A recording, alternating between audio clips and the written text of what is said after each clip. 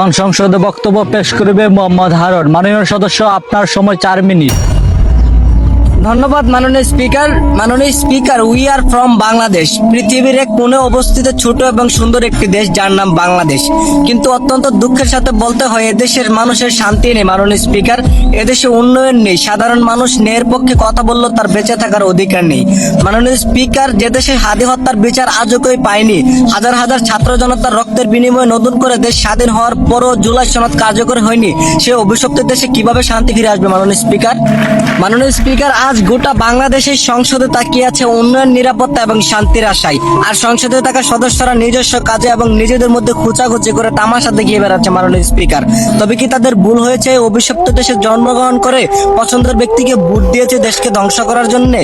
দেশের উন্নতিশীল রাষ্ট্রগুলোতে কাফের এবং বিভিন্ন নিকৃষ্ট ধর্মাবলম্বীদের বসবাস থাকার পরও কেন তারা এত উন্নত, কেন তারা এত সুখী জানেন?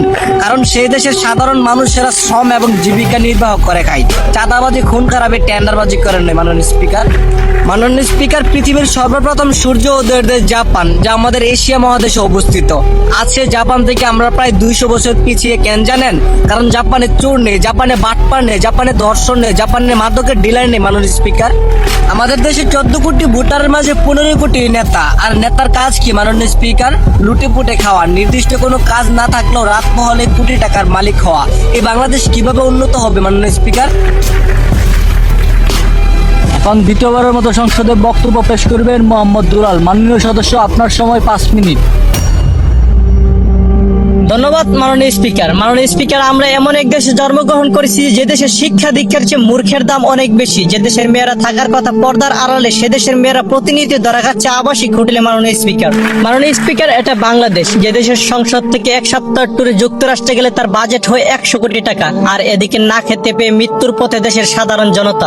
মাননীয় স্পিকার, নেপালে ধর্ষণকারীদের বিচার হয় 24 ঘন্টার ভিতরে ফাঁসি। আর আমাদের এই সোনার বাংলায় ধর্ষণকারীদের হয় তোলার আশি। মাননীয় স্পিকার, দেশে অন্যায় অত্যাচার প্রতিনিয়তই ঘটে যাওয়ার পরও আমাদের জ্ঞান খুলে না, কারণ যে ধর্ষিত হয় তার ক্ষতি হয়, আমাদের তো কিছু যায় আসে না মাননীয় স্পিকার। সাধারণ জনগণের সুখ দুঃখের কথা চিন্তা করলে আমাদের হবে না মাননীয় স্পিকার, কারণ আমাদের দরকার রাজনীতি, আমাদের দরকার টাকা। দেশকে দেশের মতো ছেড়ে দিয়ে আমরা নিজের ব্যক্তিত্ব নিয়ে ভালোই আছি মাননীয় স্পিকার। গত কিছুদিন আগে মাননীয় স্পিকার, সিলেট বিমানবন্দরে 17 কেজি স্বর্ণ নিয়ে ধরা খায় এক চোর। সেই 17 কেজি স্বর্ণ হাইকোর্টে যাওয়ার আগে 1.5 কেজি হয়ে যায় মাননীয় স্পিকার। এগুলা তো সাধারণ চোর ছাচ্চারা করেনি, শিক্ষিত বাংলার শিক্ষিত সরকারি কর্মী দ্বারা এই 1000 কোটি টাকার স্বর্ণ গুম হয়েছে মাননীয় স্পিকার।